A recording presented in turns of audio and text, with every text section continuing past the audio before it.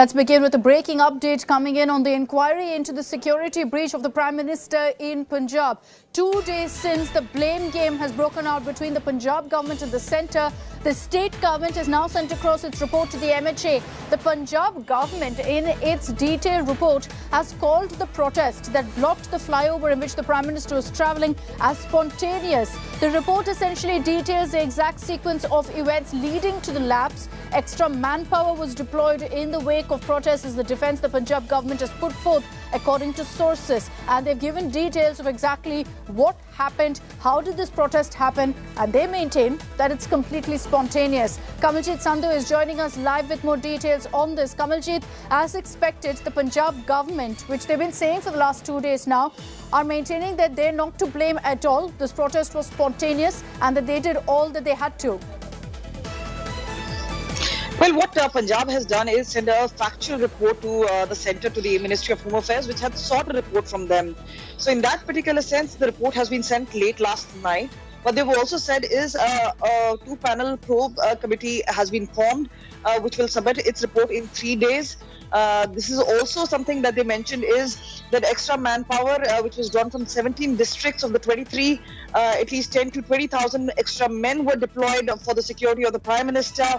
He was supposed to come by chopper. He chose to come by road. That the SPG was in know of every single detail, saying that the protest, especially at near the flyover, was spontaneous. They tried to remove these protesters.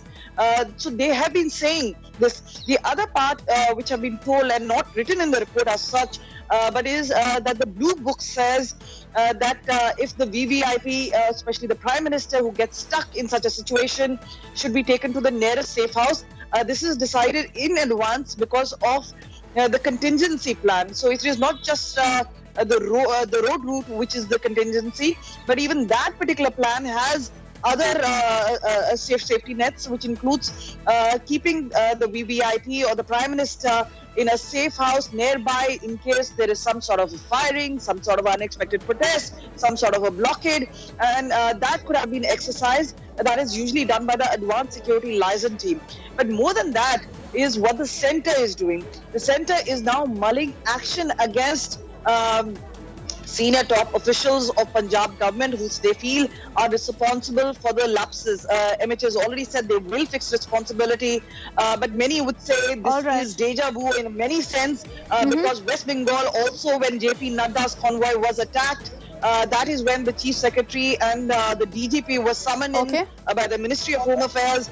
We'll see in times to come whether the SPG Act will be applied here in this particular circumstance. And that's the news break that's coming in, Kamaljit. That's the news break that's coming in. Just stay on with us because we're going to need your inputs on this as well. Sources are telling us that the centre could actually go ahead and use the SPG Act to question and summon the Punjab police officers for the alleged security lapse. The centre is considering action against Punjab officials who, according to them, erred in this particular case, leading to that security lapse. And the centre could take action under provisions of the SPG Act.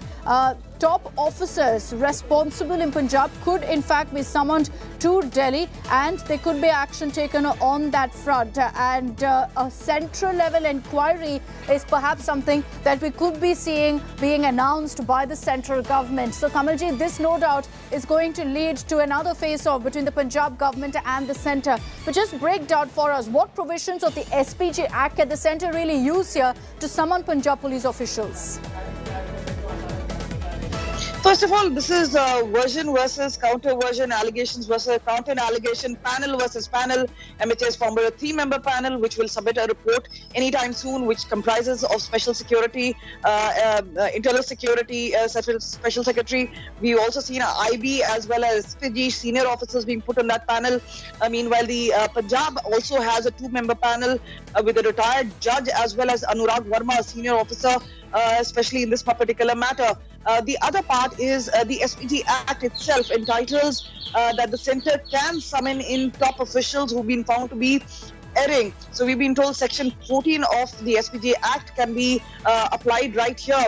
So they're still mulling and taking legal consultation But as I mentioned to you, we saw that West Bengal versus Centre at that peak of elections.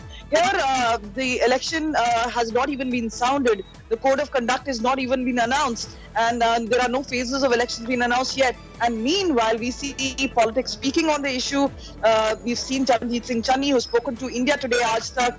He's clearly talked and defended Punjab police, saying there was no lapse. These were spontaneous protests, and this could have been diffused, and the Prime Minister could have gone ahead with this program. We've seen several remarks coming in from the PCC chief. Navjot Singh Sidhu says only 500 people had turned up, and now they are making excuses and trying to trouble Punjab and create furor right here. So a blame game of sorts, but right now on the Prime Minister's security breach, questions being raised. Meanwhile, Punjab has sent its report, a factual report, to the centre, and centre has also formed a panel. Remember, the matter is slated to be heard in Supreme Court today. So that's right. So both governments really are now taking this up on a high level. Both are conducting inquiries as well. Kamalji, thank you for all of those details.